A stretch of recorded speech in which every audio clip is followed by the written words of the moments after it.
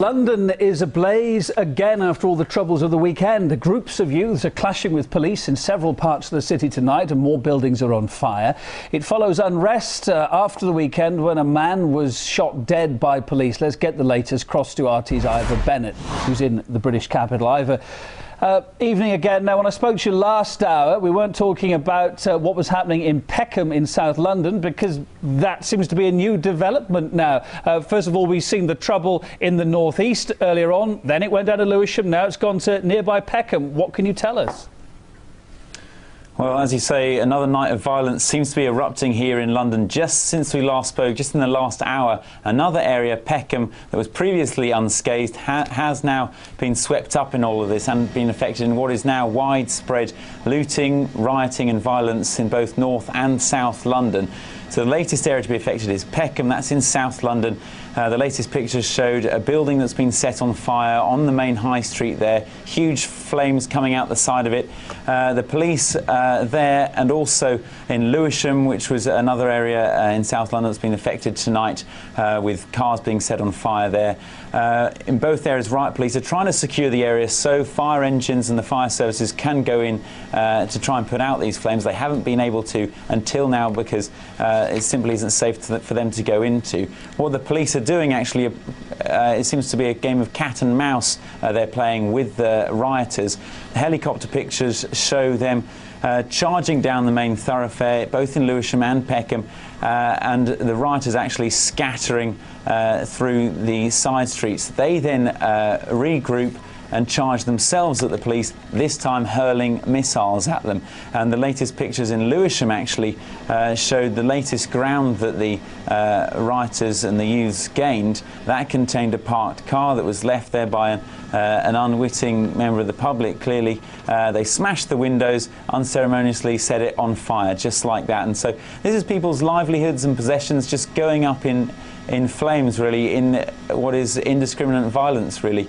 Earlier today, another area, previously untouched area of London in these riots saw a lot of violence. That's in the northeast, a borough called Hackney, where police vans have been attacked. That's pretty recently, and that's been going on hours, all day, really, all afternoon. And the riot police are trying to control the area, but they're having a lot of trouble as the rioters try and coordinate their efforts using mobile phones.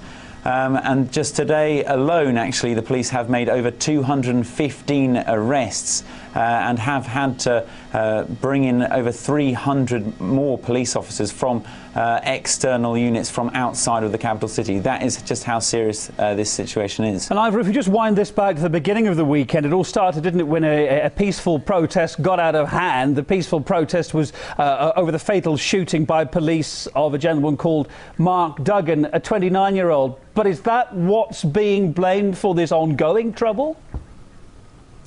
Well, the general consensus now from police chiefs and community leaders who are condemning it, actually, and even the family of Mark Duggan, they're saying that what we're seeing now and in the last sort of 2 days since the Tottenham riots on Saturday night is a different level of violence and unrest. This is just kind of copycat violence, it's being dubbed by the police chiefs, who are people from youths who are just jumping on the bandwagon and using this is an excuse to go about looting and causing as much damage as possible. It's really indiscriminate violence and just people causing as much havoc as they can, and they don't seem to care for people's property. They're just setting buildings and houses on fire.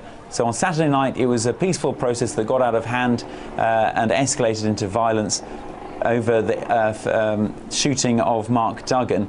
This, though, is a different ballgame altogether, because what was happening there in the last 2 nights, the violence was really happening at night time only. This afternoon, it's been very severe violence and rioting. It's been taking place in broad daylight. People are in full knowledge that it's being covered by, media helicopters, television helicopters and police helicopters, but they're doing it in broad daylight with disregard for being identified, and that they just want to cause as much violence as possible. So it's not really on the same scale. As you're saying, I have a really disturbing events. We've seen the pictures of your shoulder there as you were describing them. Thanks for bringing us up to date with what you know there from London. Well, a bit earlier on, I spoke to Nathan John. He's from the young persons charity Youth Enlightenment Limited. He had another idea about what this was about. He said these riots represent the level of public discontent at the government's policies in Britain right now. These riots are really coming off the back of years of communities being ignored, communities being handled incorrectly by the police. You know, the death of Mark Dugan was, for me, a tipping point. It was the icing on the cake, and we've seen so many different examples like this over the last few months, over the last few years, and I think people have had enough now and they're taken to the streets. The police wasn't prepared for this whatsoever. Similar incidents that have happened where other people have been murdered in suspicious circumstances.